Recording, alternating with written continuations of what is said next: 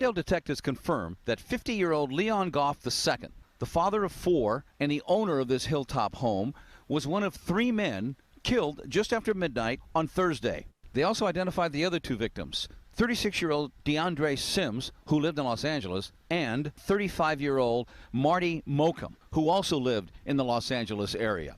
The 3 men are believed to have been friends who frequented the Los Angeles area, the club scene, as we were told. On his Instagram, Goff referred to himself as, quote, Tuffy LG, described himself as a self-employed businessman who had a business address that was his home where he was murdered. But to all of his friends and neighbors, where he lived for nearly 15 years, they all knew him as, quote, a very friendly, soft-spoken man who loved his kids. Quiet family, very loving to the kids, and he's actually always talks about the kids. In fact, every neighbor we talked to said the same thing.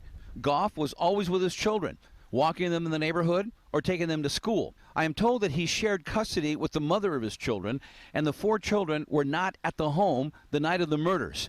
And nearly 2 days after the murders, people in this normally quiet Glendale neighborhood still can't believe it. Do they know anything? If detectives do have a motive, they're not sharing it. All they're saying is that no suspects are in custody, they don't have any real leads on suspects, and they're keeping mum when asked, why would anyone want to gun down the father of 4 and 2 other men who didn't even live in that house?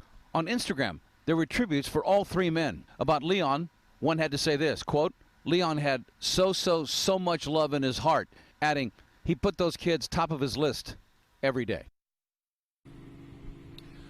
One neighbor who did not want to go on camera told me that it was 8 o'clock the night of the murder, so we're talking about 4 hours before the bodies were discovered. She saw Leon and 2 men, she said, standing right about where I am, and they were just talking as though nothing was wrong, and then they headed up the hill to go to their home.